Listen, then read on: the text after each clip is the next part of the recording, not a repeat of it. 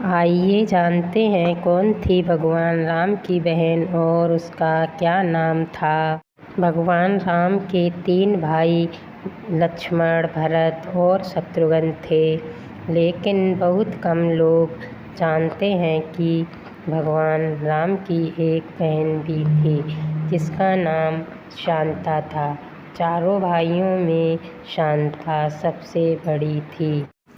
रामायण महाकाव्य की मूल रचना ऋषि वाल्मीकि द्वारा की गई है, लेकिन अन्य संत, वेद और पंडितों जैसे तुलसीदास, संत एकनाथ आदि द्वारा भी इसके अन्य संस्करणों की रचना की गई।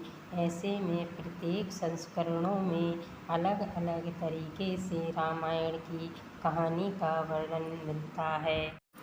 रामायण से जुड़े प्रचलित किस्सों से सभी लोग परिचित हैं और रामायण के मूल चरित्रों के बारे में भी सभी लोग जानते हैं। भगवान श्री राम से जुड़े हर किस्से को भी लोग जानते हैं, जैसे कि भगवान राम राजा दशरथ और देवी कौशल्या के पुत्र थे। भगवान राम के 3 भाई थे जिनका नाम लक्ष्मण, भरत और शत्रुघ्न था, लेकिन इस बारे में बहुत कम लोग जानते हैं कि श्री राम जी की एक बहन भी थी जिसका नाम शांता था और शांता सभी भाइयों में सबसे बड़ी थी।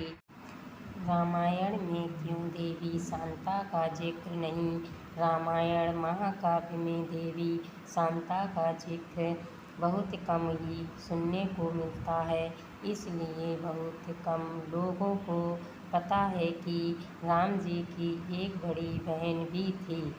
देवी शांता राजा दशरथ और देवी कौशल्या की बेटी थी, लेकिन उन्होंने अपनी बेटी को गोद दिया। इसलिए रामायण में देवी शांता का जिक्र कम ही सुनने को मिलता है और राम जी समेत अन्य भाइयों की चर्चा अधिक है, क्योंकि शांता के माता पिता नहीं बने। दशरथ और कौशल्या देवी शांता को लेकर अलग अलग मान्यताएं और कथाएं प्रचलित हैं, लेकिन एक मान्यता के अनुसार ऐसा कहा जाता है। एक बार अंग देश के राजा रोमपद अपनी पत्नी रानी वासनी के साथ अयोध्या आए हुए थे। राजा रोमपद और वासनी को कोई संतान नहीं थी। बातचीत के दौरान जब राजा दशरथ को इस बात का पता चला तो उन्होंने कहा, आप मेरी पुत्री शांता को संतान के रूप गोद लीजिए। राजा दशरथ की यह बात सुनकर रोमपद और वासनी बहुत खुश हो गए। उन्होंने शांता को गोद लेकर बहुत ही स्नेहपूर्वक उसका पालन पोषण किया और माता पिता के सारे कर्तव्य निभाए। एक दिन राजा रोमपद अपनी पुत्री शांता से कुछ बात कर रहे थे। तभी उनके द्वार पर एक ब्राह्मण आए। ब्राह्मण ने राजा रोमपद से प्रार्थना करते हुए कहा कि वर्षा के दिनों में खेतों की जुताई में राज दरबार की ओर से कुछ मदद करने की कृपा करें। लेकिन राजा शांता के साथ बातचीत करने में इतने व्यस्त थे कि उन्होंने ब्राह्मण की बात नहीं सुनी। ऐसे में द्वार पर आए हुए जरूरतमंद ब्राह्मण की याचना न सुनने पर उसे बहुत दुख हुआ। वह ब्राह्मण राजा रोमपद का राज छोड़कर चला गया। वह ब्राह्मण इंद्रदेव का भक्त था। इंद्रदेव अपने भक्त का दुख देख राजा रोमपद पर क्रोधित हो गए और उन्होंने उनके राज्य में पर्याप्त वर्षा नहीं की। इससे खेतों में खड़ी फसलें मुरझा गईं। ऋष्यशृंग ऋषि से हुआ देवी शांता का विवाह। इस संकट की समस्या के लिए राजा रोमपद ऋष्यशृंग ऋषि के पास गए और उनसे पूछा। तब ऋषि ने बताया कि उन्हें इंद्रदेव को प्रसन्न करने के लिए यज्ञ कराना चाहिए।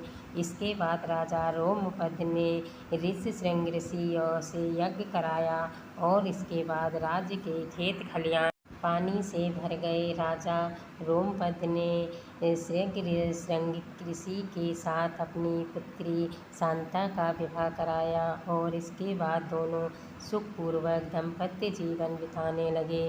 पौराणिक कथाओं के अनुसार ऋष्यशृंग ऋषि ने ही राजा दशरथ को वंश चलाने के लिए पुत्र कामेष्टि यज्ञ कराने का आदेश दिया था। इस यज्ञ के बाद भरत और जुड़वां लक्ष्मण और शत्रुघ्न का जन्म हुआ। कहा जाता है कि अयोध्या से लगभग 39 किलोमीटर पूर्व से आज भी ऋष्यशृंग ऋषि आश्रम है और यहाँ उनकी और देवी शांता की समाधि है।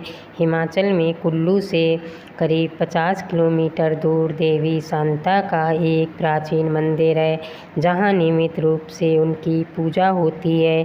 अगर आप सभी को भगवान की कहानी पसंद आए तो लाइक कर देना और चैनल सब्सक्राइब कर देना।